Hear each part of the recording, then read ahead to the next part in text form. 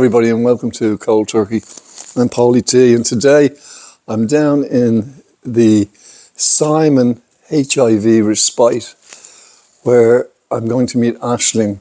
Now Aisling I interviewed about 2 years ago. Aisling had a horrific childhood and had been basically pimped out at 13 years of age. A very resilient young woman who at the time I interviewed her was also pregnant with with her baby boy. Now, she was also in a difficult situation because Aisling was homeless at the time.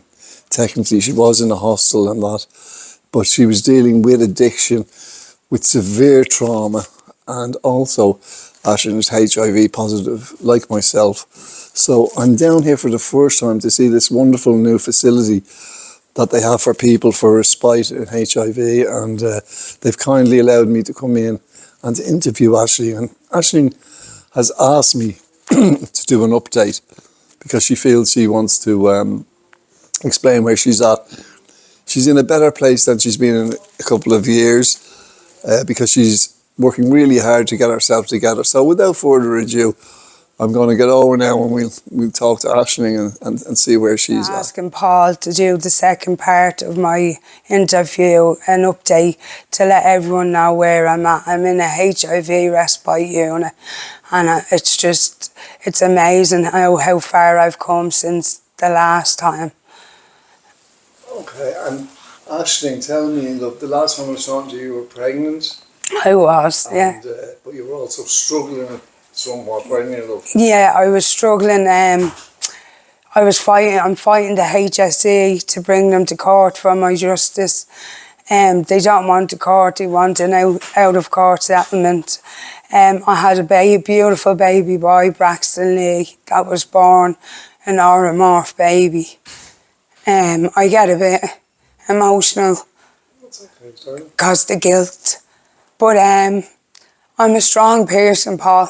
Yeah. Tell me about Braxton Lee. What happened to Braxton Lee? What happened to Braxton Lee was myself and his father had an argument, and he had tried to kidnap my son, and I had to call for guards, which I've never called for guards because I hate authority because of the HSE and what they done to me and what the guards done to me and my family. And okay, is it safe to say you're not with the dad anymore? it is, it's true, yes. I'm not going to diss him, Sure. Paul, I'm not going to diss him, but he done horrific things to me that I thought was okay because of the life that I led in child abuse. It's not okay, you know that today, don't you, look? Oh, I know, I'm better than that. I deserve better than that, Paul. My worth. So tell me what happened. Things must have got pretty bad before you came in here, did they, Ash? They did. I got very bad on the crack cocaine. I'm HIV positive. I'm not proud saying it, but I'm saying it because I'm a survivor. I'm in a respite in Gardner Street, and I came in for help. I was on my knees. And when I say I was on my knees, I went back and I sold my body for drugs. I just sold my mother. I just sold my son and my soul. But What drugs were you on? crack cocaine. I started taking crack cocaine. Then I started injecting crack cocaine and heroin together. This is all recently, say, since the last 2 years? This is, yeah. I was doing great for a while and things went bump with the baby's dad.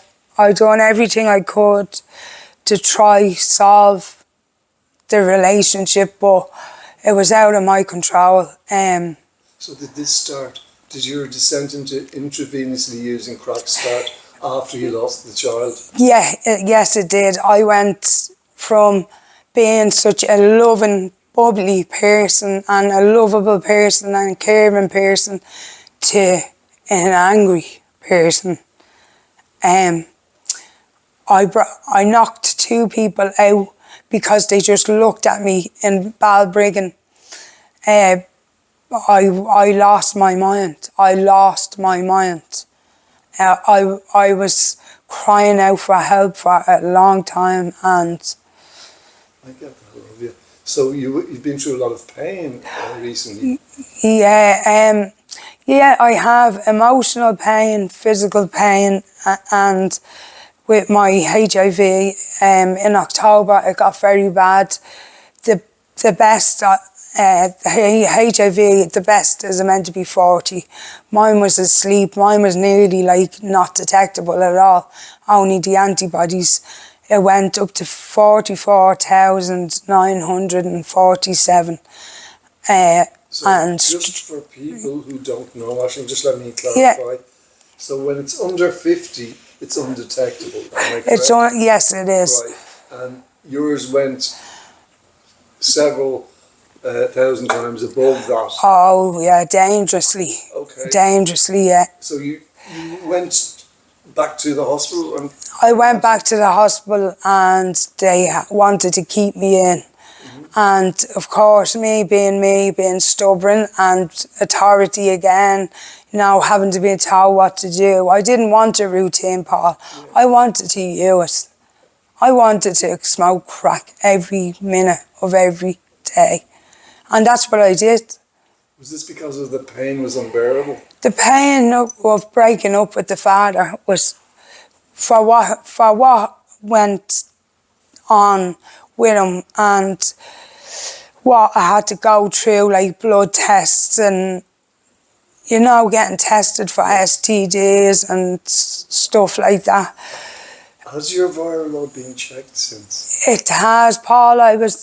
Tuesday, I was given good news. It's gone down to 97. Oh, wonderful. And it's again, I got bloods repeated.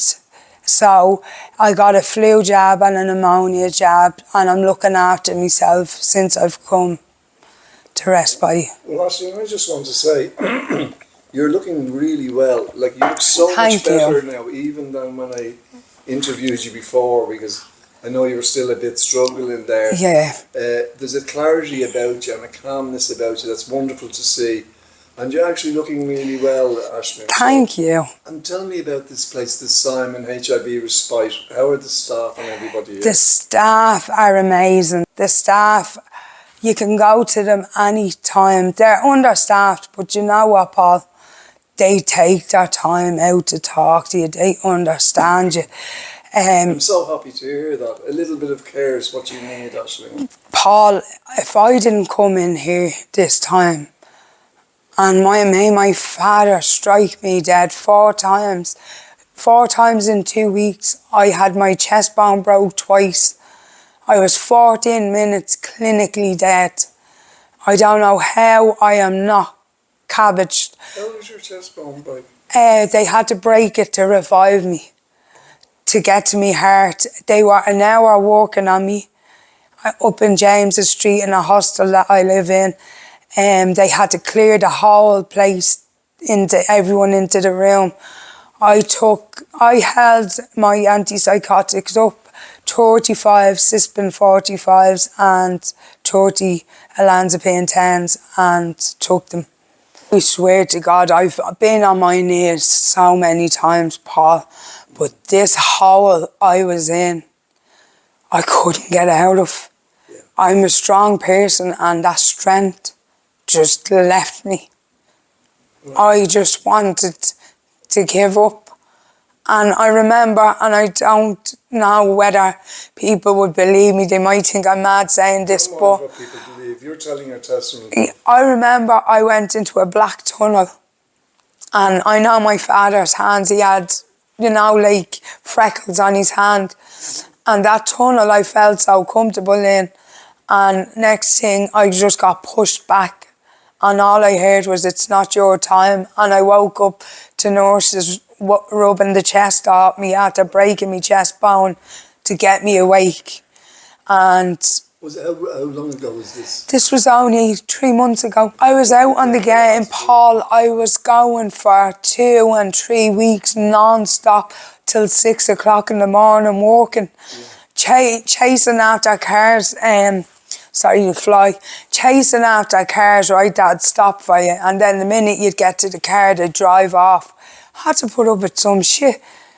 A man, like basically, I got attacked, I've been attacked, but I still went out and I still done it, Paul, because I was in such a dark, dark place.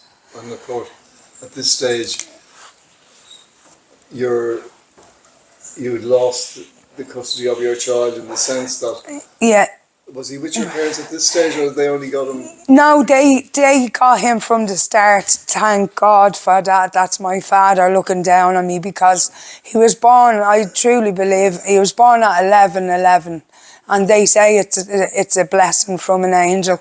And I truly believe that my dad blessed me with him, because I was told I'd never carry again.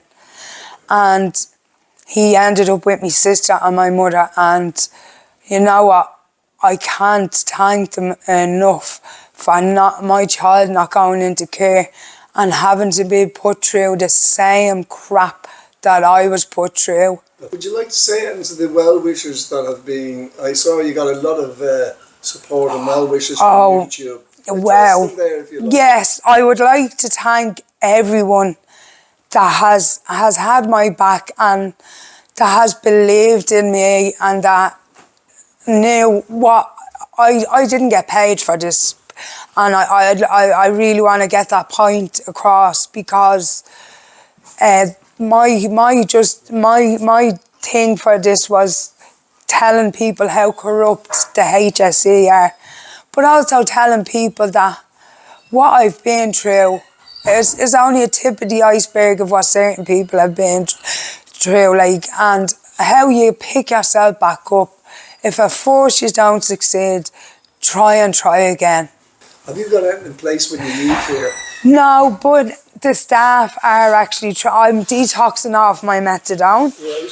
So the staff are trying to put something in place. I'm thinking of going to the McFerry's. It's called Black something. I've heard of it, McFerry's place. It's a treatment centre anyway. It's a follow on, because I'm better than this, Paul. See 100%. this smoking crack shit, this smoking hair banging. I've not seen you looking as well. And do you know what, Paul? I really appreciate you. Yeah, I'm 3 weeks today. And now imagine I've got 6 months around how well you'd look. I've lost 7.5 stone, right?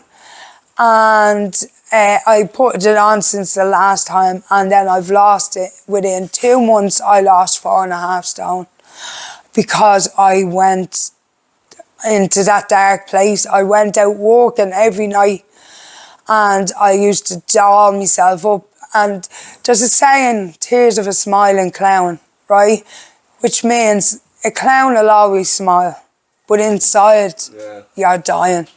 And Paul, I used to make everyone laugh, and I didn't realise how much of a hole I was getting myself into.